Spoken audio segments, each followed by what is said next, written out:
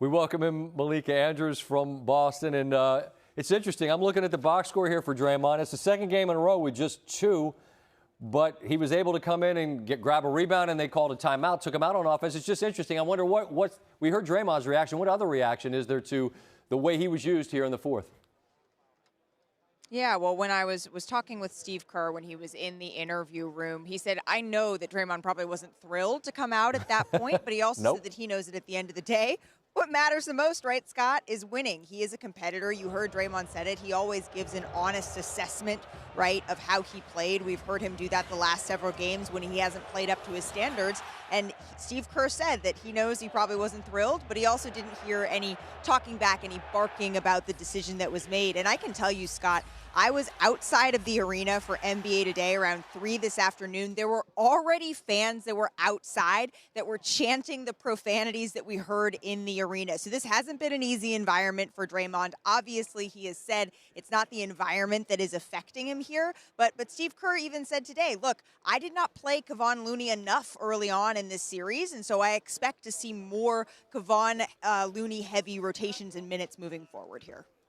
Malika, you know the drill on our show. We're not big into hyperbole. Try to be reasonable. Don't hoot and holler a whole lot. But, man, if there's a performance worth really finding the adjectives and trying to explore the thesaurus, it's what Steph did tonight. I wonder the reactions post-game from the arena to what we saw from Steph and Curry.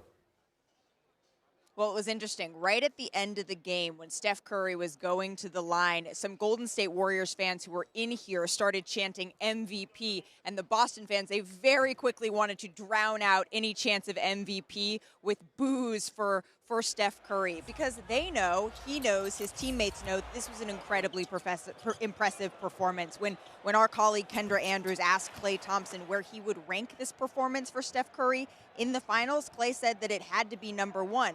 But Klay also said that he knows that on Monday, they're going to need to give Steph a little bit of help. It didn't look like his leg was hampering him at all. He was moving around with ease, although Steve Kerr joked about that a little bit, that he was laboring when clearly he wasn't, Scott. But this is something where Steph was incredible. His teammates know it, and now they're tasking themselves with stepping up on Monday because they know it can't just come down to hero basketball every single game, even though Steph Curry is able to do that and put them on his back.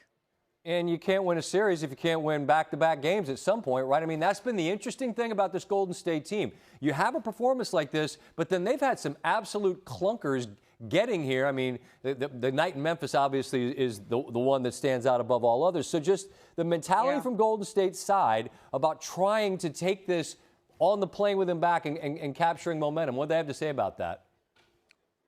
Well, not only has Golden State struggled to do that, Boston has struggled to do that, and Boston has been impeccable coming off of a loss. They have been able to turn things around here. And so I asked Klay Thompson about that, and he told me, you know, one thing that we have found confidence in now is we have re-secured home court advantage for now. He said he knows that Oracle is going to be rocking. He got a little bit introspective, saying that he knows that a year ago at this point, he wasn't even running. And so for him to have that sort of motivation, you could already see the laser focus. He was trying very hard not to look too far ahead into a Game 6 or a potential Game 7 in a championship. But you could tell when I was watching them at the podium tonight, there was an air of the job very clearly isn't finished. They're going back to San Francisco with everything all tied up.